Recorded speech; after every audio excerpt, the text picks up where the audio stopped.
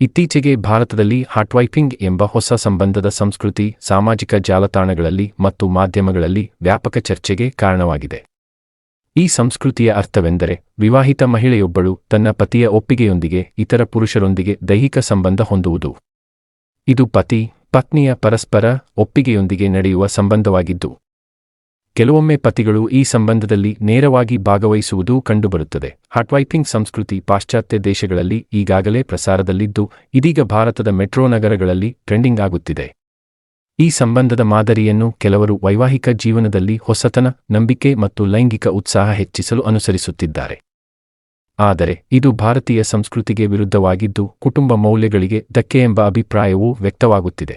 ಈ ಸಂಸ್ಕೃತಿಯ ಪ್ರಮುಖ ಅಂಶವೆಂದರೆ ಪರಸ್ಪರ ಒಪ್ಪಿಗೆ. ಯಾವುದೇ ವ್ಯಕ್ತಿಯು ಬಲವಂತದಿಂದ ಅಥವಾ ಮೋಸದಿಂದ ಈ ಸಂಬಂಧಕ್ಕೆ ಒಳಗಾಗಬಾರದು. ತಜ್ಞರ ಅಭಿಪ್ರಾಯದಂತೆ ಈ ರೀತಿಯ ಸಂಬಂಧಗಳು ನಂಬಿಕೆ ಮತ್ತು ಸ್ಪಷ್ಟ ಸಂವಹನದ ಮೇಲೆ ಆಧಾರಿತವಾಗಿರಬೇಕು. ಆದರೆ ಈ ಸಂಸ್ಕೃತಿಯ ಪರಿಣಾಮವಾಗಿ ಸಂಬಂಧಗಳಲ್ಲಿ ಅಸ್ಥಿರತೆ, ಅಸಹನೆ ಮತ್ತು ಭಾವನಾತ್ಮಕ ತೊಂದರೆಗಳು ಉಂಟಾಗುವ ಸಾಧ್ಯತೆಗಳೂ ಇವೆ. ಭಾರತದಲ್ಲಿ ಮದುವೆ ಮತ್ತು ಕುಟುಂಬ ವ್ಯವಸ್ಥೆಗೆ ಹೆಚ್ಚಿನ ಮಹತ್ವವಿರುವುದರಿಂದ ಹಾಟ್ವೈಪಿಂಗ್ ಸಂಸ್ಕೃತಿಯ ಬೆಳವಣಿಗೆಗೆ ವಿರೋಧವೂ ಹೆಚ್ಚುತ್ತಿದೆ. ಕೆಲವರು ಇದನ್ನು ವೈಯಕ್ತಿಕ ಆಯ್ಕೆ ಎಂದು ಪರಿಗಣಿಸಿದರೆ, ಇತರರು ಇದನ್ನು ನೈತಿಕವಾಗಿ ತಪ್ಪು ಎಂದು ತಿರಸ್ಕರಿಸುತ್ತಿದ್ದಾರೆ. ಈ ಸಂಸ್ಕೃತಿಯ ಬಗ್ಗೆ ನಿಮ್ಮ ಅಭಿಪ್ರಾಯವೇನು ಎಂಬುದನ್ನು ತಿಳಿಯಲು ಸಾಮಾಜಿಕ ಜಾಲತಾಣಗಳಲ್ಲಿ ಚರ್ಚೆಗಳು ಜೋರಾಗಿವೆ.